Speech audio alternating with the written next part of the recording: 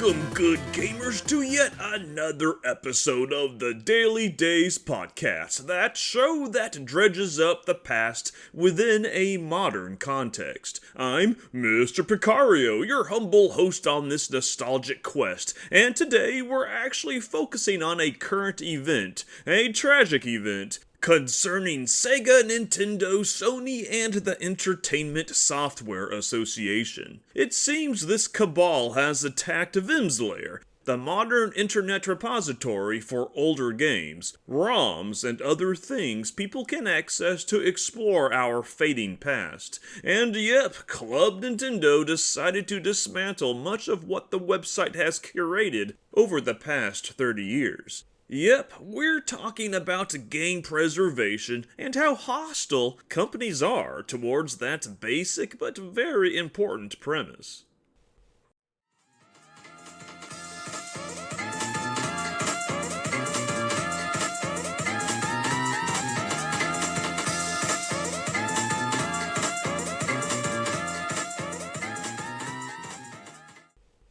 So, game preservation, it's not a controversial topic. It's a principle, really, that should be universal, should be agreed between all cultures and creeds. Who would trumpet the destruction of fine art, the demolition of historical buildings, the closure of museums, the burning of old books, the censoring of ancient manuscripts, the banning of black and white cartoons and silent films? Who wouldn't want to save neglected 16 and 35mm movies from disintegration? Who wouldn't want to reintroduce, or at least make accessible, the stories, photos, crafts, and handiwork that defined earlier cultures, mankind's very ancestors?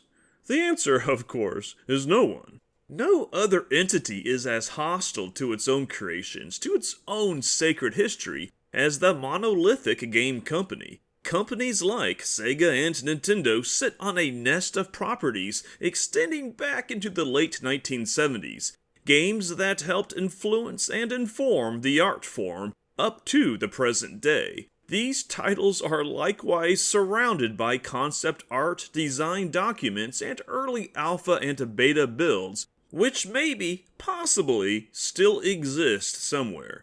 But, circa 2024, can a Sega history buff easily experience Sega's Girls' Garden, Clockwork Knight, or Sonic Heroes without resorting to some form of unauthorized emulation?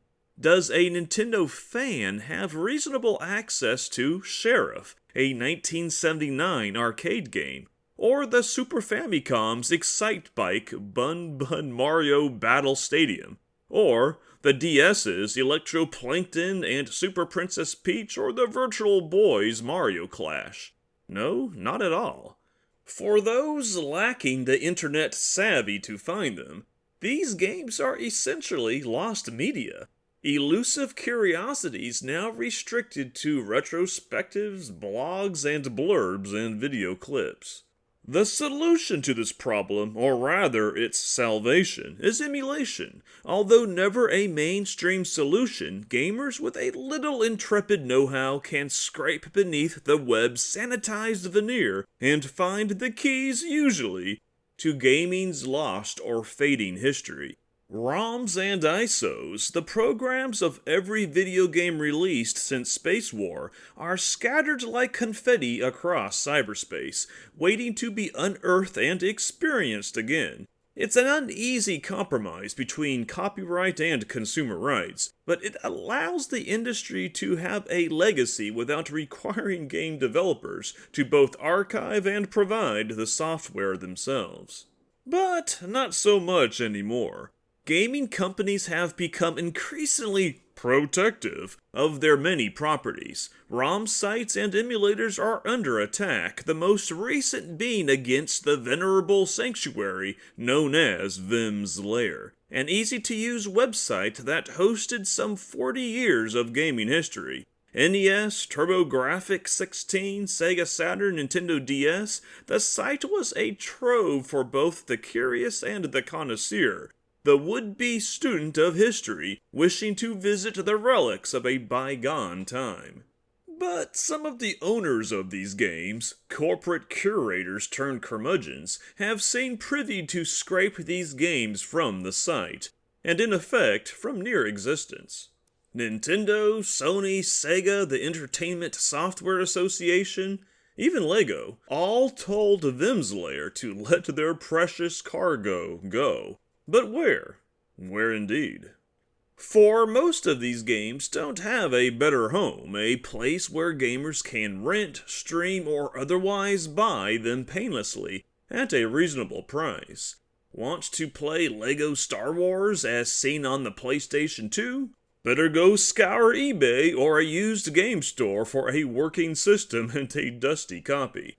Want to, say, easily compare the NES version of Super Mario Bros. With its Game Boy Color counterpart? Well, guess it's YouTube videos for you, which Nintendo also doesn't like, by the way. Or, again, having to resort to the expensive second-hand market. The biggest irony might be the ESA. Despite its claim, "We love video games," it clearly doesn't. It loves only its members, those greedy centers of self-interest whom feed its coffers. The ESA's mission statement is equally disingenuous. It says, as I quote, "As players ourselves, we know and love games just like you do. Our mission is to help expand and protect the innovative and creative marketplace for the video game industry here in the United States." End quote. The ESA knows and loves video games? The ESA wants to expand the marketplace? That's a laugh and certainly a lie. If the organization cared, it would be fostering a means to save games of a vintage persuasion. It would be encouraging the likes of Sony and Nintendo to find a legitimate means for well-meaning gamers to purchase or borrow from their back catalogs. A certain innovative and creative marketplace, one might say. But no, the ESA doesn't care about the past, not about the art form's origin or legacy. It only loves itself and those greedy corporations to whom it's so beholden. And really, their money.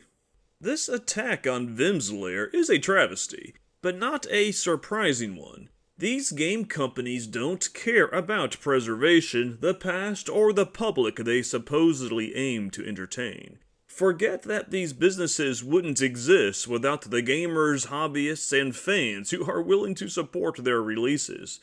But again, these companies don't care about the consumer, history, art, or anything. Just themselves. Sony, Nintendo, the ESA itself, they're like giant dragons hoarding caverns of treasure they'll never use, that they certainly won't share.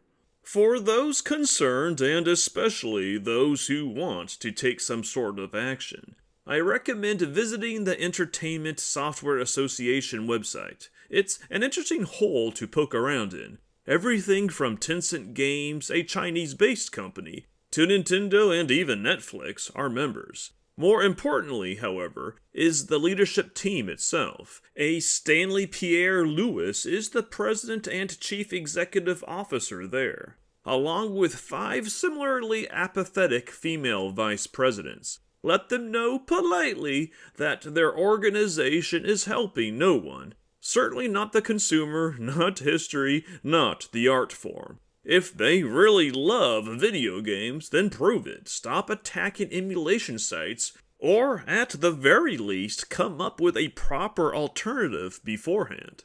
Lastly, I recommend YouTube's Modern Vintage Gamer, who has an excellent video concerning this very topic. He goes into the weeds explaining why this attack on gaming history is indeed wrong. Why these ROM takedown directives are malicious and should be stopped. Be sure to watch and give him a like. We preserve old movies, old buildings, old books. Why shouldn't we preserve video games as well? It's what the internet is best designated for, after all. A perpetual archive of history, and not just games either, but of culture of mankind.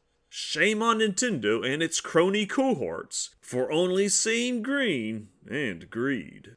Thanks for listening, everyone. Please share this podcast with your retro-loving buddies and gaming gurus if you're so inclined. And please visit my website, lostnostalgia.com. I host all sorts of old-school retrospectives there covering games, movies, TV, comics, pretty much anything and everything. Again, that's lostnostalgia.com. Until next time then, this is Mr. Picario signing off for now.